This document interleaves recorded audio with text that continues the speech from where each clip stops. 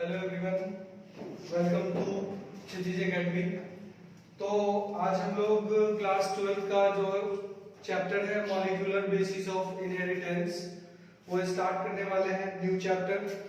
और इस चैप्टर में हम लोग सबसे पहले आपको जो डीएनए का कुछ बेसिक कॉन्सेप्ट है डीएनए का, उसके बारे में आपको बताते हैं। ऐसे packing of DNA, helix in eukaryotic cell and prokaryotic cell हम लोग इस चैप्टर में डिस्कस करेंगे ही। बट सबसे पहले डीएनए का कुछ बेसिक कॉन्सेप्ट्स है वो आपको अभी समझाना चाहते हैं, ठीक है।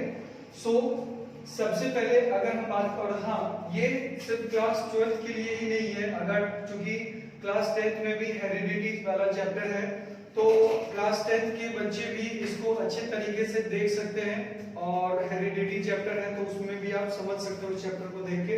तो सबसे पहले हम लोग बात करते हैं डीएनए का, पूरा कंप्लीट बात करेंगे, पूरा अच्छे तरीके से इसके बॉन्डिंग के बारे में और क्या स्ट्रक्चर है सब कुछ, ठीक है। तो सबसे पहली बात हम लोग यहाँ पे करेंगे डीएनए है क्या। हम फुल फॉर्म की बात नहीं कर रहे। जैसे ही ये क्वेश्चन आता है डीएनए है क्या, तो बहुत सारे बच्चे एक साथ बोलते हैं सर ये है डीऑक्सी राइबोज न्यूक्लिक एसिड। मतलब ढेर सारे बच्चे का आंसर यही आता है, डीएनए है डीऑक्सी राइबोज न्यूक्लिक एसिड, ठीक है। ठीक है, तो जैसे ही हम लोग देखते हैं बच्चों लोग को, जैसे ही अगर पूछे डीएनए क्या है तो सबसे पहले आंसर ये आता है डीऑक्सीराइबोज न्यूक्लिक एसिड, इतना आंसर मिलता है। ये उसको डिफाइन नहीं करता है, ये बस उसका फुल फॉर्म है, ठीक है। तो चलो आपको हम सबसे पहले इसके फुल फॉर्म को एक्सप्लेन करके बताते हैं कि फुल फॉर्म क्या कहना चाहता है। तो सबसे पहला आप देख सकते हैं यहाँ पे लिखा हुआ है डीऑक्सी, ठीक है, और फिर उसके बाद लिखा हुआ है राइबोज। आपको बताते हैं ये राइबोज कुछ और नहीं, डीएनए का कंपोजिशन है। मतलब डीएनए में जो शुगर है ना, ये है दरअसल राइबोज शुगर, या इसको हम लोग बोलते हैं पेंटोज शुगर, ठीक है। ये क्या है? Pentose sugar. तो ये जो वर्ड है डीऑक्सीराइबोज न्यूक्लिक एसिड क्यों है वो भी बात करेंगे। बट अगर बात करें पहले राइबोज शुगर का और पेंटोज शुगर का, बोथ आर सेम, डिफरेंस कुछ मत समझना, दोनों सेम ही है। तो अगर पेंटोज शुगर का पहले फार्मूला लिख लेते हैं अपन, क्या होगा? C5H10O5, ठीक है। ये पेंटोज शुगर का फार्मूला है। लेकिन यहाँ पे देखो डी और फिर ऑक्सी, ऑक्सी माने तो समझ ही रहे हो ऑक्सीजन, और डी का मतलब है यहाँ पे रिमूवल या फिर रिमूव। यानी कि क्या करते हैं, इस पेंटोज शुगर से एक ऑक्सीजन को रिमूव कर रहे हैं। क्यों कर रहे हैं वो हम आपको बताएंगे, जो फॉस्फोडाइस्टर बॉन्ड बनेगा उसके लिए, ठीक है। वो जो मॉलिक्यूलर स्ट्रक्चर पे आएंगे तो उसमें आपको बताएंगे। तो C5H10 और O5 होता, और O5 होता भी है, लेकिन वो डीएनए में नहीं, वो होता है आरएनए में। यानी आरएनए में जो पेंटोज शुगर है उसका फार्मूला आप ये लिख सकते हैं। आरएनए का फॉर्मूला क्या होता है बताओ? Ribose nucleic acid. तो उस राइबोज में जो पेंटोज है, पेंटोज शुगर, वो डायरेक्ट यही है फार्मूला। बट डीएनए में ये O4 हो जाएगा, क्योंकि रिमूवल ऑफ ऑक्सीजन, और एक ऑक्सीजन रिमूव होता है, इसीलिए इसका नाम पड़ा है डीऑक्सीराइबोज। बोलो क्लियर है? ठीक है, तो अब क्लियर है। अब आगे बात करते हैं कि ये क्या है, ठीक है, डीएनए क्या है, इसके बारे में बात करते हैं। तो हम लोग को पढ़ाया जाता है DNA is a genetic material, या ये बोल सकते हैं हम लोग कि ये हेरिडिटरी यूनिट है। ये सब नॉर्मल आंसर है, सही है, गलत नहीं है। बट 11th-12th स्टैंडर्ड में आके अगर आप ये बोलेंगे तो सुनने वाले भी जो फैकल्टी है, टीचर है, उनको भी थोड़ा सा हंसी आएगा। इसीलिए हम लोग बोलेंगे क्या, डीएनए क्या है, तो हम लोग सिंपल वर्ड में बोल सकते हैं इट इज पॉलीमर। डीएनए क्या है? It is polymer of nucleotide. बोलो क्या? Nucleotide. DNA is a polymer of nucleotide. अब यहां भी दो बातें हैं, एक तो है पॉलीमर, ठीक है। देखो भाई, पॉली मींस होता है मैनी, और मर मींस आप लोगों को अगर पता है तो ठीक है, नहीं तो नोट डाउन कर लो, मर मींस यूनिट होता है, ठीक है। मर मींस मरना नहीं है। तो पॉलीमर है, तो हम लोग अगर बात करें पॉली मींस मैनी और मनी मींस यूनिट, यानी कि बहुत सारे यूनिट को मिला के। अच्छा भाई किस चीज का यूनिट है, तो वो यूनिट है किसका, न्यूक्लियोटाइड का। तो मन में पहला क्वेश्चन आया, बताओ आया नहीं आया, तो देखो अब आ जाएगा कि न्यूक्लियोटाइड क्या है। अगर पॉलीमर ऑफ न्यूक्लियोटाइड है तो पॉलीमर समझ में आ रहा है बहुत सारे मेनी यूनिट्स ऑफ समथिंग, किसी चीज का भी यूनिट को मिला के पॉलीमर बना सकते हैं। जैसे कि याद करो what is protein, the chain of amino acid, या वहां पे आप बोल सकते हो polymer of amino acid is called protein. तो उसी तरीके से यहाँ पे न्यूक्लियोटाइड के पॉलीमर को डीएनए बोलते हैं। तो क्वेश्चन यहाँ क्या है, न्यूक्लियोटाइड क्या है। तो चलिए पहले हम न्यूक्लियोटाइड को डिफाइन करते हैं, तो डीएनए अपने आप डिफाइन हो जाएगा, ठीक है। तो सबसे पहली बात कि न्यूक्लियोटाइड को डिफाइन करने के लिए हम लोगों को डीएनए का कंपोजिशन समझना पड़ेगा। कंपोजिशन चलो बात करते हैं कि किस चीज से कंपोज हुआ है, किस चीज से बना हुआ है, ठीक है। अच्छा एक बात बताओ, कभी डायग्राम देखे होंगे बुक में या कहीं भी इंटरनेट पे, तो आप डीएनए का जो एक बेसिक डायग्राम देखे होंगे कहीं भी, तो वो इस तरीके का थ्रेड होगा डीएनए में, और इसमें बीच में लैडर लाइक स्ट्रक्चर होता है जो कि लगता है ऐसा है कि दोनों थ्रेड को कनेक्ट कर रहा है, दोनों थ्रेड को ऐसे जोड़ रहा है। ऐसा आपने डायग्राम देखा होगा अपने बुक्स में या कहीं भी जहां पे आपको डीएनए के बारे में पढ़ने को मिला होगा, है ना। तो ये एक्चुअल जो बेसिक से बेसिक स्ट्रक्चर है डीएनए का, ये है, मॉलिक्यूलर नहीं है। मॉलिक्यूलर देखोगे तब तो देखते ही रह जाओगे, दिखाएंगे, ठीक है। तो थोड़ा सा पहले नाम का बात कर लेते हैं। देखो भाई ये जो थ्रेड है डीएनए का, देखो मेरा मार्कर कहां पे चल रहा है, ये जो डीएनए का थ्रेड है, इस थ्रेड को सबसे पहली बात क्या पढ़ते हैं, तो चलो मेरे साथ पढ़ो, इसको पढ़ते हैं स्ट्रैंड, ठीक है। इसको पढ़ते क्या है, स्ट्रैंड, डीएनए स्ट्रैंड। आप बताओ कितने स्ट्रैंड है, 2 स्ट्रैंड है। So DNA is a double stranded structure, ठीक है। ये डीएनए में स्ट्रैंड है, डबल स्ट्रैंडेड स्ट्रक्चर, और ये बीच में आप लैडर लाइक स्ट्रक्चर देख रहे हो, ये दोनों स्ट्रैंड को कनेक्ट करके रखा हुआ है ना। अपन क्या करें, एक इसको, अच्छा ये जो है ना, ये जिस तरीके से क्वाइल हुआ है डीएनए, जब भी आप डायग्राम कहीं भी देखोगे तो इसी तरीके से क्वाइल स्ट्रक्चर में, इस क्वाइलिंग को हेलिकल बोलते हैं, हेलिकली क्वाइल, ठीक है, हेलिकल। तो ये जो क्वाइलिंग है इसको हेलिकली क्वाइल बोलते हैं। इस क्वाइलिंग को मतलब क्या होता है कि एक एंड जो है डीएनए का वो क्लॉकवाइज घुमा हुआ है और एक एंटी क्लॉकवाइज। अब किसी भी दो थ्रेड को तुम ऐसे पकड़ो और क्लॉकवाइज और एंटी क्लॉकवाइज घुमाओ, मिल जाएगा ऐसा देखने को, तो वही हेलिकली क्वाइल है। अपन क्या करें, इसको सीधा कर लेते हैं डीएनए को पढ़ने के लिए, कभी होगा नहीं, है ना, बस पढ़ने के लिए सीधा कर लेते हैं। तो ये दोनों वो स्ट्रैंड हो गया और ये हो गया उसका बीच वाला लैडर लाइक स्ट्रक्चर, बोलो ठीक है। ये हो गया बीच का सॉरी, ठीक है सर, ये हो गया लैडर लाइक स्ट्रक्चर। अब देखिए हम आपको क्या बताना चाह रहे हैं, कंपोजिशन, ठीक है, ध्यान से सुनिएगा। DNA is mainly composed of only 3 substance. One is, अभी पहला नाम तो यहाँ पे लिखा ही थे, यहाँ पे ये पेंटोज शुगर, ठीक है, डीएनए में क्या है, पेंटोज शुगर। दूसरे में है इसमें फॉस्फेट, ठीक है, और फॉस्फेट जो है वो एसिड के फॉर्म में है, in the form of phosphoric acid H3PO4, ये फॉस्फोरिक एसिड है। देखो ध्यान से, फार्मूला इसका भी लिखा हुआ है पेंटोज शुगर का। और तीसरे कंपोजिशन में है नाइट्रोजनस बेस, ठीक है, बोलो क्या, नाइट्रोजनस बेस, नाइट्रोजन से बना हुआ एक बेसिक सब्सटेंस से बात करेंगे इसके बारे में भी क्या है।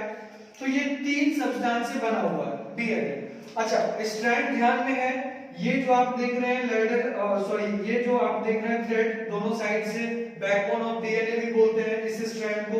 ये बना हुआ है 2 चीज से, एक तो पेंटोज शुगर और दूसरा फॉस्फेट। यानी कि ये जो आप देख रहे हैं ना स्ट्रैंड, है ना, ये 2 ही चीज से बना हुआ है, पेंटोज शुगर और दूसरा फॉस्फेट। और बीच का जो आप लैडर लाइक स्ट्रक्चर, लैडर क्यों बोल रहे हैं, अरे गांव समय देखा होगा ना जी, बांस वाला जो सीढ़ी होता है, 2 बांस रहेगा और बीच बीच में ऐसे स्टेप लगाया हुआ रहता, पहले के जमाने में वैसे ही लोग छत पे चढ़ जाते थे। तो वही है लैडर, इसीलिए बोल रहे हैं लैडर लाइक स्ट्रक्चर, लेकिन वो है नहीं, वो क्या है, नाइट्रोजनस बेस, ठीक है। बात करेंगे बेस के बारे में, फिलहाल अभी स्ट्रैंड को देखिए। ये दोनों स्ट्रैंड पेंटोज शुगर और फॉस्फेट से बना हुआ है ना। तो ई डायग्राम से ई डायग्राम पे गए, हम इससे एक मॉलिक्यूलर स्ट्रक्चर पे जाते हैं, लेकिन पूरा मॉलिक्यूल अभी ड्रॉ नहीं कर रहे हैं। ये सब समझ जाओगे, न्यूक्लियोटाइड समझ जाओगे, तब हम मॉलिक्यूलर स्ट्रक्चर पे जाएंगे। तो देखिए यहाँ पे हम आपको इस डायग्राम का एक ये सब मॉलिक्यूल को यूज करके बनाते हैं। क्या होता है देखो, जैसे स्ट्रैंड बनाने के लिए पेंटोज शुगर और फॉस्फेट का अल्टरनेट अरेंजमेंट होता है। बोलोगे कैसे सर? तो देखिए ध्यान से, जैसे स्टार्ट करते हैं, देखो ये है फॉस्फेट, उससे अटैच होगा पेंटोज शुगर, फिर उससे अटैच है फॉस्फेट, फिर उससे अटैच है पेंटोज शुगर, फिर उससे अटैच है फॉस्फेट, फिर उससे अटैच है पेंटोज शुगर। ठीक है, और भी अगर बनाना है तो चलो बना लेते हैं। ये है पेंटोज शुगर, ठीक है, और उससे अटैच है फॉस्फेट। तो ये जो आप स्ट्रैंड देख रहे हैं, अगर उसको मॉलिक्यूलर आप अगर ये मॉलिक्यूल्स को यूज करके एक रफ डायग्राम बनाएंगे डीएनए का, तो वो आपको ये स्ट्रैंड नजर आएगा। अच्छा, एक बात बताते हैं, याद रखिएगा, एक स्ट्रैंड इज जस्ट उल्टा टू दी अनदर। बोले तो अंग्रेजी में बोलते हैं रेसिप्रोकल, होता है ना। अरे भाई इसको उठा करके दूसरा धागा इधर लगा दो, इसको जस्ट उठा के यहाँ पे लगा दो, मतलब इसको पलटा देना है, समझ रहे हैं? तो चलो इस स्ट्रैंड को क्या करें, तो अगर पलटाएंगे तो पेंटोज पहले आ जाएगा। तो यहाँ पे हम ड्रॉ करते हैं पेंटोज शुगर, ये बना रहे दूसरा वाला स्ट्रैंड, ठीक है। ये हो गया फॉस्फेट, फिर हो गया पेंटोज शुगर, फिर फॉस्फेट, फिर पेंटोज शुगर, फिर फॉस्फेट, फिर पेंटोज शुगर और फिर फॉस्फेट। तो देखो आपका ये और ये जो डीएनए का स्ट्रैंड था, वो स्ट्रैंड हमने तैयार कर लिया with the help of pentose sugar and phosphate. Alternate manner में शुगर और पेंटोज अरेंज रहता है, ठीक है। शुगर, पेंटोज शुगर और फॉस्फेट अल्टरनेट मैनर में अरेंज रहता है। अब आपको क्या बताना है, नाइट्रोजनस बेस के बारे में, और यही नाइट्रोजनस बेस बीच का जो लैडर लाइक स्ट्रक्चर है वो तैयार करता है, लैडर लाइक स्ट्रक्चर, ठीक है। चलो उसके बारे में थोड़ा सा बात करेंगे, बट आपको यहाँ पे एक चीज और बताना है कि फॉस्फेट जिस साइड है, इस साइड को, इस एंड को हम लोग बोलते हैं 5 प्राइम और 5 डैश एंड। क्या पढ़ेंगे? 5 डैश एंड। और जिधर पेंटोज लास्ट हुआ है इसको बोलेंगे हम लोग 3 डैश एंड। क्यों 3 डैश एंड या 5 डैश एंड क्यों? तो मॉलिक्यूलर स्ट्रक्चर पे कुछ अरेंजमेंट है कार्बन का, तो कार्बन के नंबर के अकॉर्डिंग थोड़ा सा भी बता देते हैं।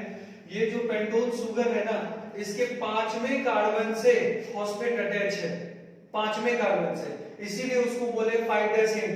और पेंटोज का 3 डैश हमेशा अगले चेन के लिए, यानी अगले फॉस्फेट को जोड़ने के लिए खाली रहता है, तो इसको बोलते हैं 3rd प्राइम और 3rd डैश एंड, ठीक है।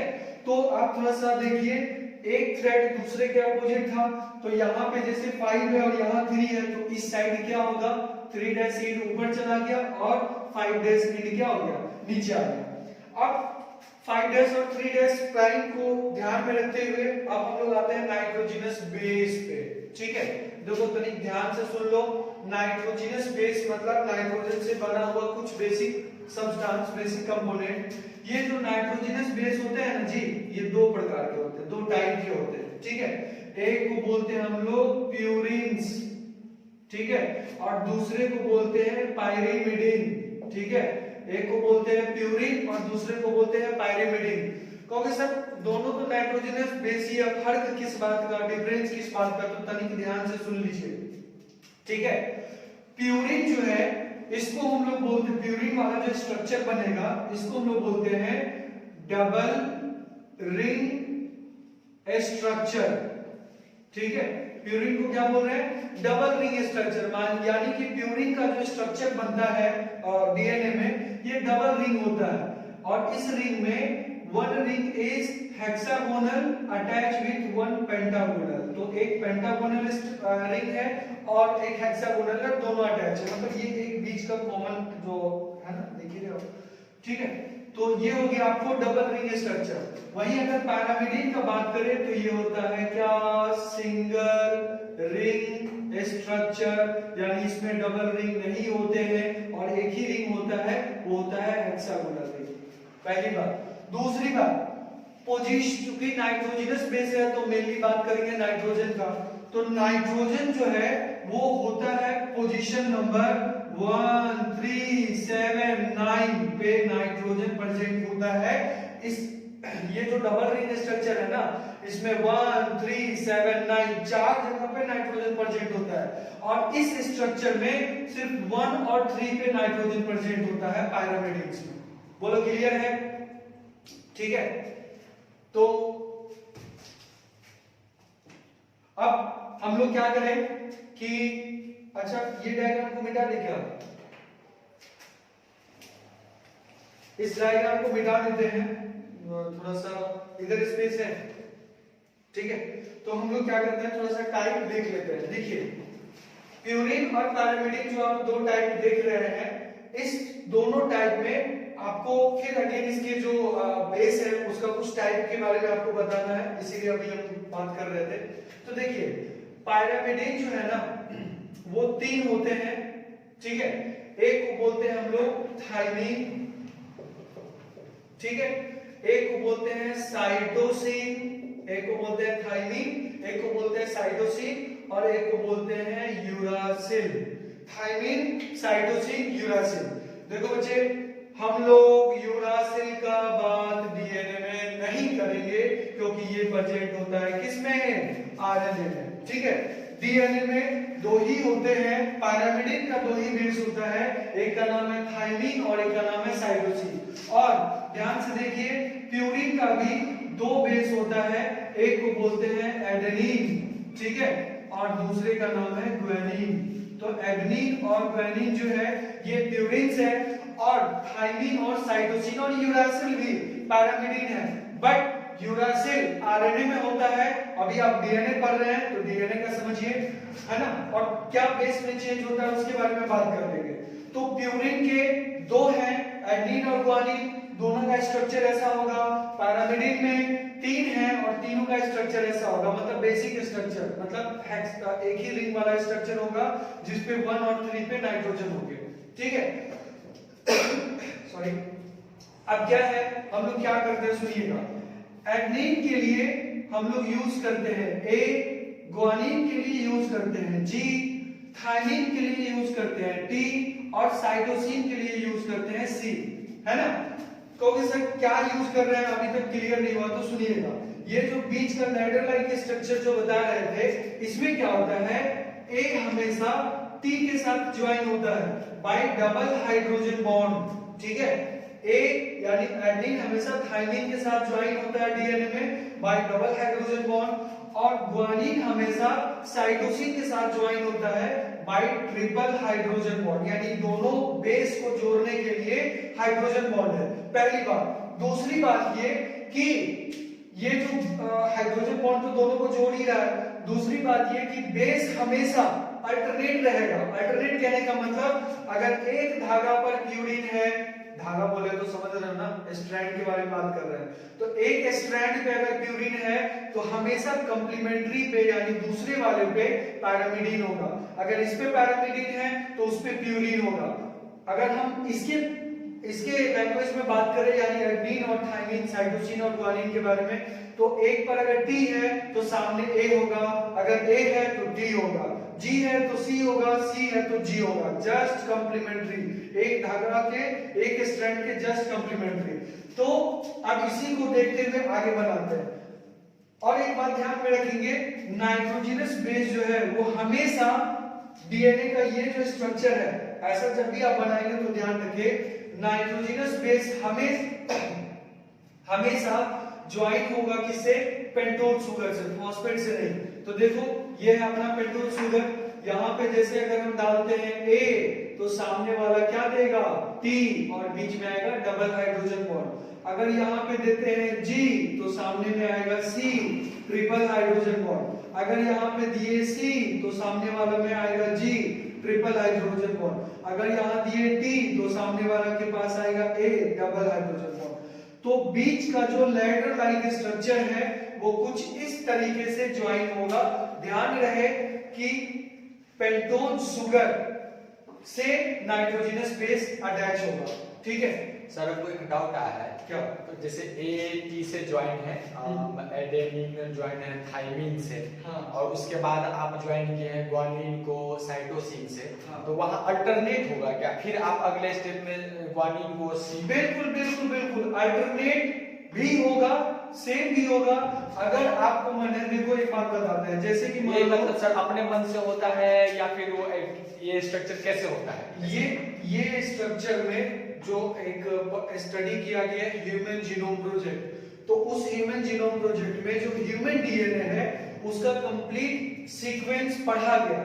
उस सीक्वेंस में देखा गया कि बेस जो है ना वो अल्टरनेट मैनर में है।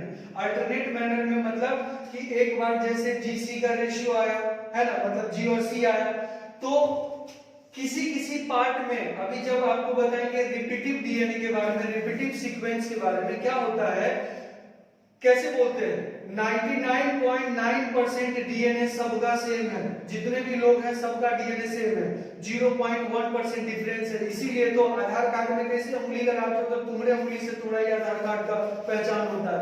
डीएनए फिंगरप्रिंट के बारे में सुने हैं, वो रिपीटिव डीएनए की वजह से, फिंगरप्रिंट का पता चलता है रिपीटिव डीएनए से। रिपीटिव डीएनए में क्या होता है, एक ही को बेस 5 बार, 10 बार, 50 बार, 100 बार रिपीट हो सकता है। नहीं सर, मेरा एक डाउट नहीं, मेरा डाउट ये है कि जैसे एडेनिन थाइमिन के साथ हाँ बॉन्ड बना, हाँ। अगला बॉन्ड बना ग्वानिन साइटोसिन के साथ, हाँ। तो फिर अगला बॉन्ड एडेनिन थाइमिन के साथ बनना चाहिए ना? नहीं, ऐसा कुछ नहीं, ऐसा जरूरी नहीं। ऐसा कुछ नहीं। अगर हम एटी चाहते 4 बार तो लिख सकते थे, मेरा मन था जीसी लिखने का तो जीसी लिख दिए अपने बनाने टाइम पे। अगर आपको डीएनए का स्ट्रक्चर बनाने के लिए बोला जाए, है ना, एक नॉर्मल ये मॉलिक्यूलर स्ट्रक्चर नहीं, किसी हर आदमी का ये कुछ भी हो सकता है। हाँ, किसी का हाँ, सब एटी भी हो सकता है, बिल्कुल, किसी का जीसी जीसी जीसी हो सकता है, हाँ, किसी का eighty GC eighty GC eighty GC. हाँ, नहीं देखिए बताते हैं। सबसे पहली बात है कि जो हमारा कोडिंग वाला पार्ट है, यानी डीएनए में जो कोडोन होता है, हर एक इंसान में जो डीएनए कोडिंग सीक्वेंस है, कोडिंग मतलब जितना पार्ट हमारे जेनेटिक कैरेक्टर के लिए कोड है, उस कोडिंग सीक्वेंस में बेस अल्टरनेट रहना जरूरी, बेस अल्टरनेट रहेगा। और जहां पे रिपीट होना है, ऐसा है कि हर एक लोगों में भी रिपीट है, लेकिन सब आदमी का रिपीटिव सीक्वेंस अलग अलग है। किसी का बेस ही रिपीट होता है, ए है तो एक ए जो है वो 5 बार 7 बार रिपीट हो गया, जी है तो जी ही रिपीट हो गया, या किसी किसी आदमी का बेस रिपीट नहीं होता है, एक सीक्वेंस रिपीट होता है। जैसे एक एग्जांपल लेते हैं, जैसे यहाँ पे देखिए ये डीएनए बना है, सपोज एटीजीसी, ये एक सीक्वेंस है एटीजीसी, फिर मान लो आता है एटीजीसी, फिर अगर इसके बाद आएगा एटीजीसी, तो आप क्या देख रहे हैं, एटीजीसी ही रिपीट हो रहा है, तो इसको बोलते हैं सीक्वेंस रिपीट होना। तो ये भी रिपीटिव डीएनए का पार्ट है। तो यहाँ पे क्या हो रहा है, सीक्वेंस रिपीट हो रहा है। कभी कभी क्या होता है कि एक ही बेस रिपीट होते रहता है, एक सिंगल बेस ही रिपीट होते रहता है। और ये जो हम बीच में बेस डाले हैं, ये डायग्राम बनाने टाइम में आप अपने अकॉर्डिंग बना सकते हैं, अपने अकॉर्डिंग डाल सकते हैं। और हम जैसा बोले पॉसिबिलिटी कुछ भी है, अगर आप जीसी डाले, अगला में मन था सीजी डालने का, या फिर अगर आपको मन है यहाँ पे कि नहीं सर हम जीसी ही डालना चाहते हैं, जी और सी, तो आप डाल सकते हैं। नहीं, अगर आपको नेक्स्ट वाले में टी और ए डालना है तो बिल्कुल डाल सकते हैं। बस ध्यान रहे कि प्यूरिन के कॉम्प्लीमेंट्री में पैरामिडिन होना चाहिए, यानी ए के अगेंस्ट टी, या फिर टी है तो अगेंस्ट में ए, जी के अगेंस्ट सी, ये कॉम्प्लीमेंट्री बेस पेयर बोलते हैं इसको। ठीक है, तो यहाँ पे अभी हम एक बेसिक डायग्राम बना करके दिखाए। अब हम बात करते हैं बॉन्ड्स का, ठीक है, कि डीएनए में कितने टाइप के बॉन्ड होते हैं।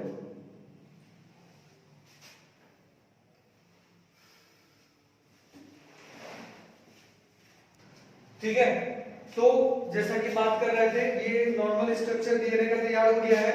अब इसमें थोड़ा सा आपको इस पे लेके, अभी तक इतना पढ़ने के बाद आपको ये नहीं पता चला कि न्यूक्लियोटाइड क्या है, अब देखो पता चल जाएगा न्यूक्लियोटाइड क्या है, अब आपको क्लियर से समझ में आ जाएगा। ठीक है, तो देखिए सबसे पहली बात, थोड़ा सा पहले बॉन्ड के बारे में पता लगाना पड़ेगा। देखो ये फॉस्फेट, ध्यान से देखिए, और फॉस्फेट से अटैच है पेंटोज शुगर, दिख रहा है, तो फॉस्फेट से जो पेंटोज शुगर अटैच है, बीच का आपको ये बॉन्ड दिख रहा होगा, इस बॉन्ड को क्या पढ़ते हैं, इसको पढ़ते हैं फॉस्फोडाइएस्टर बॉन्ड। ये है क्या, फॉस्फोडाइस्टर बॉन्ड। ठीक है, अब नेक्स्ट बात करते हैं।